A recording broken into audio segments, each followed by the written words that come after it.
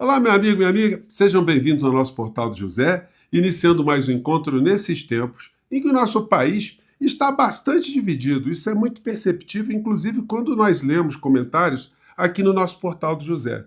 Mas as emoções estão em mundos diferentes.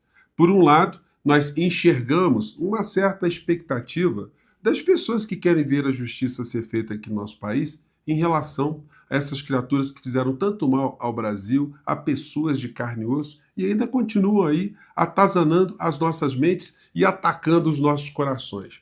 Mas, por outro lado, essas criaturas também estão tendo uma expectativa muito negativa, porque eles estão vendo todas as estratégias, todos os discursos que eles fazem, todas as previsões, todas as bravatas irem por água abaixo.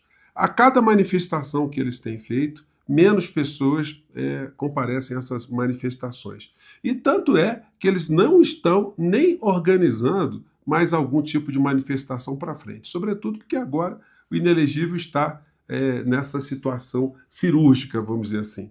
E como nós falamos aqui no nosso Portal do José, ele iria tirar proveito desse episódio, que é um episódio que, quando se dá com pessoas normais, todo mundo trata dessa questão de uma forma mais reservada, a não ser quando é para se expor para dar um exemplo de superação, um exemplo de ânimo, educar as pessoas, estimular as pessoas a se cuidar, a se prevenir, mas não é o caso dessa criatura. Qualquer coisinha ele se apresenta ali para criar algum tipo de comoção. Então, para essas pessoas, se você acha que nós estamos ainda patinando, que as coisas estão indo devagar aqui no Brasil em relação à justiça, olha, para essas pessoas o desespero é muito grande. Em todas as redes sociais que eu visitei hoje, todas elas estão com um sentimento de muito pessimismo. Eles estão vendo que não vai dar para escapar, não. E tem curiosidades no meio dessa história. Ontem, no Jornal Nacional, não houve nenhuma menção à situação do inelegível. Nenhuma notinha de rodapé. Ó, inelegível se recupera ainda no hospital e tal, terá alta, ou, enfim. Não, simplesmente a figura está ignorada. Portanto, a sua aparição adoentado, descabelado, tentando ali mostrar algum tipo de sofrimento, só está se prestando para as pessoas que acreditam nessa seita. Bom, vou conversar com vocês sobre alucinações que esse mundo da extrema-direita está usando para tentar justificar o que é que está acontecendo no mundo, como uma possibilidade de alterações acontecerem lá fora e atingirem a figura do inelegível aqui. Mas é coisa para daqui a 30 anos, pelo menos, nesse propósito dessas pessoas, né? Antes de entrar nos temas aqui, quero convidar você que está chegando nesse instante ao nosso portal, a se inscrever aqui conosco, participar aqui das nossas atividades, compartilhar os nossos vídeos, dê seu joinha, mande seu comentário, se puder, se inscreva aqui também no nosso clube de membros, tá legal? Você aqui é muito bem-vindo e muito bem-vindo. Bom, começando aqui com esse registro, né? O Dudu Bananinha, no meio dessa história toda, ele ainda se encontra nos Estados Unidos, tá recebendo, pelo menos recebeu no mês passado auxílio moradia. É uma infâmia, né? Se fosse uma pessoa decente, uma pessoa correta, o que ele deveria fazer? Devolver o dinheiro. Mas é difícil, né? Essa gente aí devolver algum tipo de dinheiro, eles gostam muito. Então ele publicou hoje o seguinte Twitter aqui, né, em relação ainda a ameaças que ele sempre fica nutrindo em relação ao ministro Alexandre de Moraes. A falsificação da entrada de Felipe Martins nos Estados Unidos, que Moraes usou para desculpa para prender Felipe e torturá-lo até inventar uma delação contra Jair Bolsonaro, é um crime passível de até 25 anos de cadeia pela lei americana. Gente, nunca se viu tanta cretinice escrita em tão pouco espaço, né? Para começar, é o seguinte, o ministro Alexandre de Moraes falsificou alguma coisa? A segunda situação, o Felipe Martins está preso, entre outras coisas, porque vários registros foram identificados no telefone de Mauro Cid. E a minuta do golpe, materialmente feita, realizada e apreendida, foi atribuída a ele como autor. Então é por isso que ele está preso. Essa questão dele ter ido lá para fora é apenas mais uma situação envolvendo um outro crime, que é a subtração de joias, o roubo de joias. Então, muita calma nessa hora. Se fosse uma coisa absolutamente justificável, certamente o ministro teria concedido ali uma liberdade melhor para essa criatura. Mas então está dizendo que o ministro Alexandre de Moraes torturou, né, a criatura. Olha só, o Dudu Bananinha que andava com camiseta com a foto de Brilhante Ustra, o torturador, reconhecido pela justiça brasileira, condenado pela justiça brasileira, está falando que uma pessoa que está ali acautelada com a tornozeleira eletrônica por ter tentado destruir a nossa democracia, que está sofrendo tortura. É muito banditismo, é muito cara de pau, né? E que é crime passível de 25 anos de cadeia. É mesmo, é? Quem é que vai mandar prender o ministro Alexandre de Moraes? É você que vai mandar aqui? Vai o Donald Trump? Aliás, o Donald Trump, ele mandou já um abraço para o seu papai. O Elon Musk, os amigos aí, eles estão mandando. Até o Steve Bannon, eles têm mandado aí recados, flores e salamaleques para o inelegível, ou ele simplesmente é o cocô do cavalo, o mosquito do cocô do cavalo do bandido que não apareceu no filme. É mais ou menos isso, né? Então, gente, é o desespero. E aí é o seguinte, muitas pessoas pediram para comentar alguém que eu já tinha criticado aqui no nosso portal do José, que é esse advogado aqui, o doutor João Neto, que lamentavelmente agrediu a sua companheira e foi preso. Quero ver agora quem será o advogado do Dr. João Neto. Se você não sabe quem é, essa criatura aqui, sempre dando algum tipo de perspectiva de escapatória para criminosos perigosos. Confira aqui. Pessoal, agressão atual e iminente. Então, meu irmão, se você matar alguém, ou estão dizendo que você matou, ou você agiu em legítima defesa, procura o Dr. João Neto. Cuida, pai. É isso que temos. Então, essa criatura também atuou como advogado de Pablo Marçal, né, na última campanha municipal lá em São Paulo. Então, gente, não falha né? Quando é bolsonarista, faz esse discurso, a gente sempre vê a criatura escorregando para um lado ou para o outro. Aí a gente chega aqui no desesperado alucinado, o neto do ditador. Gente, eu vou colocar aqui para vocês e vou comentar algumas situações que ele está falando aqui, né?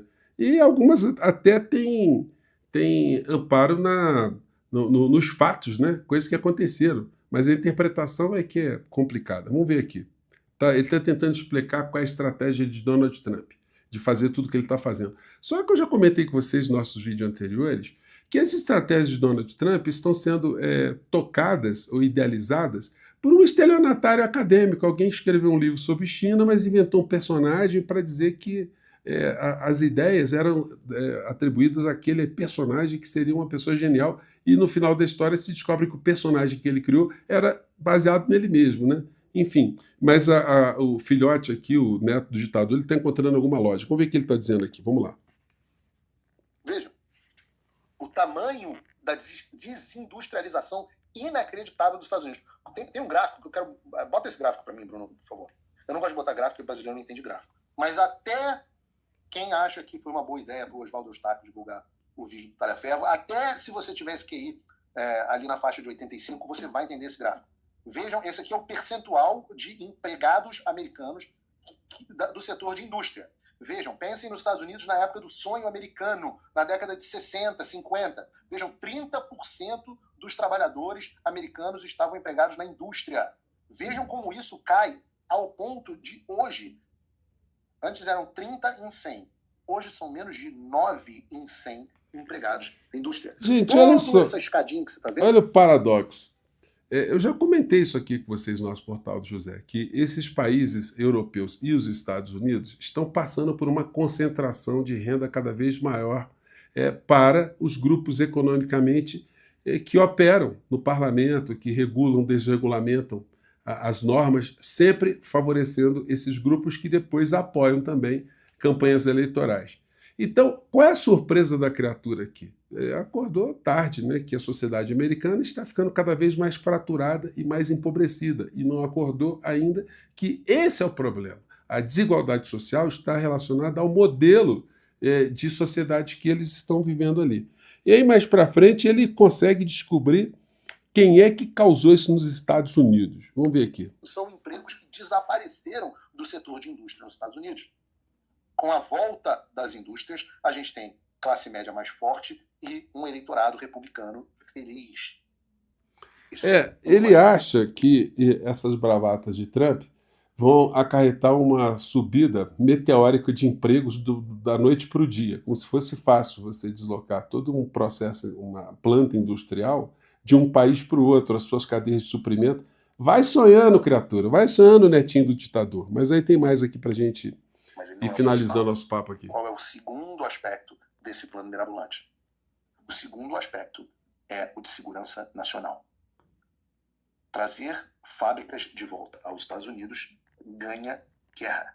Garante que os Estados Unidos estejam seguros. Vejam, a América só ganhou a Segunda Guerra Mundial porque aqui se produzia tudo o que era preciso para o esforço de guerra, enquanto o Japão e a Alemanha não conseguiram dar conta da magnitude da produção da indústria americana da década de 40. Onde está toda... Só que tem um negócio, né? As guerras não eram em território norte-americano. Os americanos, os norte-americanos, sempre gostaram muito de guerras em territórios alheios, né? Então isso facilita você ter uma fábrica no seu país, né? Sem estar levando bomba. Essa indústria hoje, na Ásia, os Estados Unidos não tem mais indústria naval, não tem mais indústria metalúrgica, não tem mais indústria de microchip, não tem, o país se tornou absolutamente vulnerável. Não tem petróleo, porque isso sempre foi, vejam, esse gráfico é importante. Porque... Bom, vamos ver aqui qual é a explicação, né? Para a gente fechando aqui nosso papo aqui. A explicação espetaculosa. Vamos lá. O plano dos soviéticos, a desindustrialização americana. Os soviéticos desesperadamente queriam que os Estados Unidos deixassem de ter uma indústria pujante. Deixassem toda essa história de aquecimento global, mudança climática, etc. Isso vem de infiltração soviética para que os Estados Unidos tivessem uma energia pouco competitiva. Toda essa ideia, a infiltração. Então tá explicado, né? Tudo é culpa do soviético.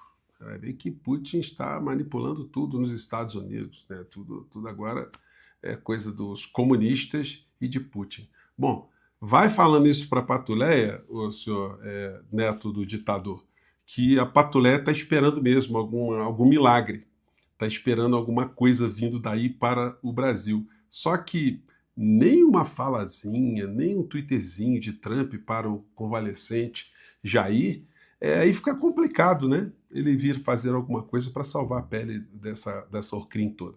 Gente, eu fico por aqui. Mais uma vez, muito obrigado por vocês estarem aqui no nosso Portal do José. Mande seu comentário, tá legal? Um grande abraço. Tchau.